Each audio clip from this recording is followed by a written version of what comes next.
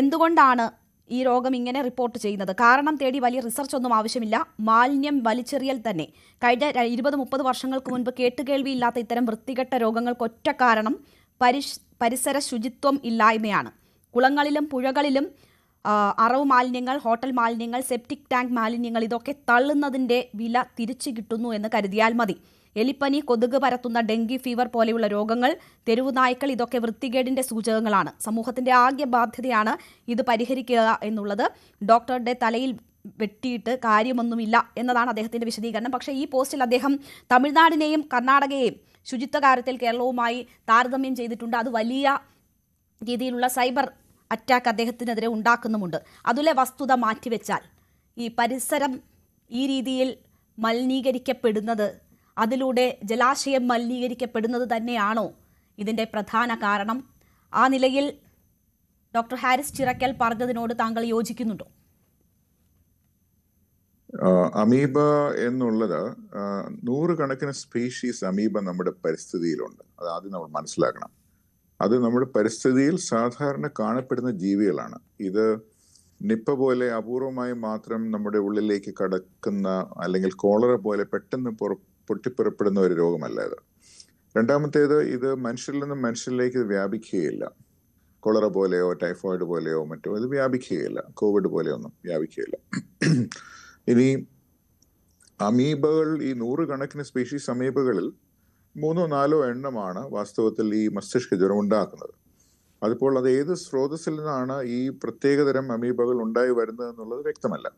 പക്ഷേ ഈ ശാസ്ത്രീയമായിട്ടുള്ള പബ്ലിഷ് ചെയ്തിട്ടുള്ള പിയർ റിവ്യൂഡ് ആയിട്ടുള്ള പഠനങ്ങൾ പരിശോധിച്ചു കഴിഞ്ഞാൽ നമുക്കറിയാം, നേരത്തെ പറഞ്ഞ പോലെ കെട്ടിക്കിടക്കുന്ന വെള്ളം, അതുപോലെ തന്നെ വാട്ടർ ടാങ്കുകൾ, വാട്ടർ ഹീറ്ററുകൾ, വീട്ടിനുള്ളിലുള്ള ടാപ്പുകൾ, ഫോസറ്റ് അല്ലെങ്കിൽ ഡ്രെയിനേജുകൾ, വീട്ടിലുള്ള വാട്ടർ ടാങ്കുകൾ, പൈപ്പുകൾ, ഇതിനുള്ളിലെല്ലാം തന്നെ ഇത്തരം അമീബകളുടെ സാന്നിധ്യം ഉണ്ടാകാറുണ്ട്. അതിന്റെ മെക്കാനിസം ഞാൻ പറയാം.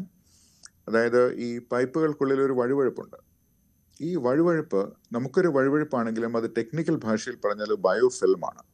ബയോഫിൽം എന്നാൽ ജീവിക്കുന്ന ഒരു പ്രതലം എന്നാണ് അതിനെ വിശേഷിപ്പിക്കുക. അതിന് എക്സ്ട്രാ സെല്ലുലർ പോളിമേഴ്സ് എന്നാണ് അതിനെ വിശേഷിപ്പിക്കുക. അതായത് ബാക്ടീരിയകളും അമീബകളും വൈറസുകളും ഫംഗസുകളും എല്ലാവരും കൂടി ചേർന്നൊരു കോളനി ഉണ്ടാക്കുകയാണ്.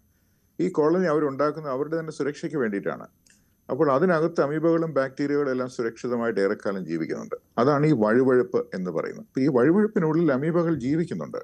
അവയെ നമുക്ക് ഇല്ലാതാക്കാൻ പറ്റുകയൊന്നുമില്ല. ഇനി രണ്ടാമത്തെ പോയിന്റ്, ഇതുവരെ ഉണ്ടായ കേസുകളെല്ലാം ഈ വളരെ വൃത്തികെട്ട ഒരു കുളത്തിൽ നിന്നോ അല്ലെങ്കിൽ വളരെ മലിനമായിട്ടുള്ള ചെളിവെള്ളത്തിൽ കുളിച്ചുകൊണ്ടോ ഒന്നും അല്ല ഈ വ്യക്തികൾക്ക് വന്നിട്ടുള്ളത്. അതുകൊണ്ട് തന്നെ പരിസര മാലിന്യത്തിൽ നിന്നുമാണ് ഇത് വരുന്നതെന്ന് എനിക്ക് വിശ്വാസമില്ല. ഇത് ഇങ്ങനെ പല അഭിപ്രായങ്ങളും നമ്മൾ പറഞ്ഞ് കേൾക്കാറുണ്ട്. ഈ അഭിപ്രായങ്ങളൊക്കെ ഹൈപ്പോത്തസിസ് എന്ന് പറയും. ഈ ഹൈപ്പോത്തസിസ് തെളിയിക്കേണ്ടത് ശാസ്ത്രീയമായിട്ടുള്ള റിസർച്ച് മെത്തഡോളജിയിൽ കൂടിയാണ്. അപ്പോൾ ഹൈപ്പോത്തസിസ് ശരിയോ തെറ്റോ ആയിക്കൊള്ളട്ടെ, പക്ഷേ നമ്മൾ ആദ്യത്തെ കേസുകൾ നോക്കുകയാണെങ്കിൽ, കേരളത്തിൽ തന്നെ ആദ്യത്തെ കേസുകൾ നോക്കുകയാണെങ്കിൽ വളരെ തെളിഞ്ഞ ഒരു കുളത്തിൽ നിന്നാണ്, വളരെ ഒരു ഗ്ലാസ് പോലെ, അതായത് ക്രിസ്റ്റൽ ക്ലിയർ ആയിട്ടുള്ള ഒരു പോണ്ടിൽ നിന്നാണ് ഏകദേശം ആദ്യത്തെ കേസുകൾ ഇവിടെ ഉണ്ടായത്. അപ്പോൾ അതിൽ നിന്ന് നമുക്കറിയാം ഇത് പ്രത്യക്ഷത്തിൽ അവിടെ അഴുക്കുണ്ടാകണമെന്നില്ല എന്നുള്ളത്. ഇനി നാലാമത്തെ പോയിന്റ്, ഈ മറ്റ് രോഗങ്ങൾ, ഇപ്പൊ നേരത്തെ ഹെപ്പറ്റൈറ്റിസ് എയുടെയും മറ്റും ധാരാളം പ്രോഗ്രാംസ് നമ്മൾ ചെയ്തിട്ടുണ്ട്. കഴിഞ്ഞ വർഷമൊക്കെ വളരെയധികം കേസുകൾ ഉണ്ടായിരുന്നു. മരണങ്ങൾ ഒരുപാട് ഉണ്ടായിട്ടുണ്ട്. ലിവർ ട്രാൻസ്പ്ലാന്റ് വരെ വേണ്ടി വന്നിട്ടുള്ള കേസുകളാണ്. അത് മറ്റൊരു വിഷയമാണ്. പക്ഷെ അതൊക്കെ കുടിവെള്ളം വഴിയാണ്. അതായത് വെള്ളം വായു വഴി ഉള്ളിൽ ചെല്ലുമ്പോഴാണ് ഈ വൈറസ് നമ്മുടെ ശരീരത്തിൽ കയറി പറ്റുന്നതും മറ്റുമൊക്കെ. പക്ഷേ ഈ അമീബയുടെ കാര്യത്തിൽ കുടിവെള്ളം വഴിയല്ല ഇത് വരുന്നത്. ഇത് നമുക്ക് ചുറ്റുമുള്ള പരിസ്ഥിതിയിൽ നിന്നും എങ്ങനെയോ ഇത് നമ്മുടെ മസ്തിഷ്കത്തിൽ എത്തിച്ചേരുന്നുണ്ട്.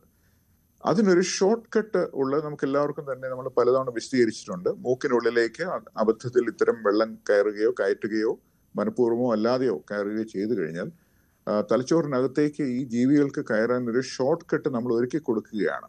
അപ്പോൾ അത് ഒഴിവാക്കുക എന്നുള്ളതാണ് ശാസ്ത്രീയമായിട്ട് നമുക്ക് പറയാൻ പറ്റുന്ന ഒരു നിർദ്ദേശം. ഇനി ഈ കേരളത്തിൽ സമീപകാലത്ത് കണ്ടെത്തിയ കേസുകളിൽ അവയുടെ ഓരോന്നിൻ്റെയും ഓഡിറ്റ് എടുത്തിട്ട് പ്രോബബിൾ സോഴ്സ് എന്തെങ്കിലും കണക്കാക്കി നമുക്കത് 100% തെളിയിക്കാൻ ബുദ്ധിമുട്ടാണ്.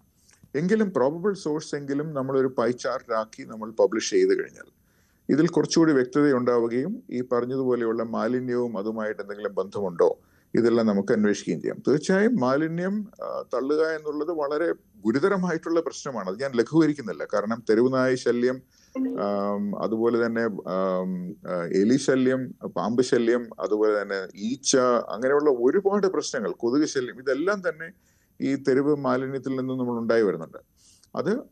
അത് വേറൊരു വിഷയമാണ്. പക്ഷെ അതും ഈ അമീബിക് എൻകെഫലൈറ്റിസുമായി ബന്ധമുണ്ടോ എന്ന് ചോദിച്ചാൽ എനിക്ക് വ്യക്തിപരമായിട്ട് അതുണ്ട് എന്ന് തോന്നുന്നില്ല. ഒരൊറ്റ കാര്യം കൂടി, തമിഴ്നാട്ടിലോ കർണാടകയിലോ എന്തുകൊണ്ട് രോഗമില്ല എന്നത് ചൂണ്ടിക്കാണിച്ചുകൊണ്ടാണ് ഡോക്ടർ ഹാരിസ് ചിറക്കൽ ഇങ്ങനെ ഒരു നിഗമനത്തിലേക്ക് എത്തുന്നതും അത് ജനങ്ങളിലേക്ക് നൽകുന്നതും. അപ്പോൾ അവിടെ ആ ചോദ്യം പ്രസക്തമാണല്ലോ. മലിനീകരണവുമായി ബന്ധമില്ല എങ്കിൽ പോലും എന്തുകൊണ്ട് തമിഴ്നാട്ടിലോ കർണാടകയിലോ നമ്മുടെ അടുത്ത സംസ്ഥാനങ്ങളിൽ ഈ കേസുകൾ ഇത്രമാത്രം റിപ്പോർട്ട് ചെയ്യുന്നില്ല എന്നത്? ഈ രണ്ട് സംസ്ഥാനങ്ങളിലും സെറിബ്രോസ്പൈനൽ ഫ്ലൂയിഡ്, നേരത്തെ പറഞ്ഞ ഈ ബ്രെയിനിന് ചുറ്റുമുള്ള നീര് കുത്തിയെടുത്തു കഴിഞ്ഞാൽ ഉടൻ തന്നെ മൈക്രോസ്കോപ്പ് ചെയ്യും എന്നുള്ളത്, അങ്ങനെ ഒരു പ്രോട്ടോകോൾ നിലവിലുണ്ട് എന്ന് ഞാൻ മനസ്സിലാക്കുന്നില്ല. അങ്ങനെ ഒരു പ്രോട്ടോകോൾ നിലവിലില്ലാത്തിടത്തോളം അത് ഒരു ആപ്പിൾ ടു ഓറഞ്ച് കമ്പാരിസൺ ആണ്. അതായത് ഈക്വൽ ടു ഈക്വൽ കമ്പാരിസൺ അല്ല അത്. അതായത് ഈ സംസ്ഥാനങ്ങളിലും സമാനമായിട്ടുള്ള പ്രോട്ടോകോളുകൾ നടപ്പാകുന്നുണ്ട് എന്ന് ഉറപ്പുണ്ടെങ്കിൽ തീർച്ചയായിട്ടും ആ താരതമ്യത്തിന് കഴമ്പുണ്ട്. ഇല്ലെങ്കിൽ ആ താരതമ്യത്തിൽ കഴമ്പ് ഞാൻ കാണുന്നില്ല. തീർച്ചയായും. അപ്പോൾ ഡോക്ടർമാർ തന്നെ ഇതിൽ വ്യക്തമായിട്ടുള്ള വിവരങ്ങൾ പങ്കുവെക്കുന്നു എന്ന ഒരു ഗുരുതരമായ സാഹചര്യം കൂടി ഇവിടെ നിലനിൽക്കുന്നുണ്ട്. നമുക്ക് ചർച്ചയുടെ രണ്ടാം ഘട്ടത്തിലേക്ക് എത്താം ഒരിടവേളയ്ക്ക് ശേഷം.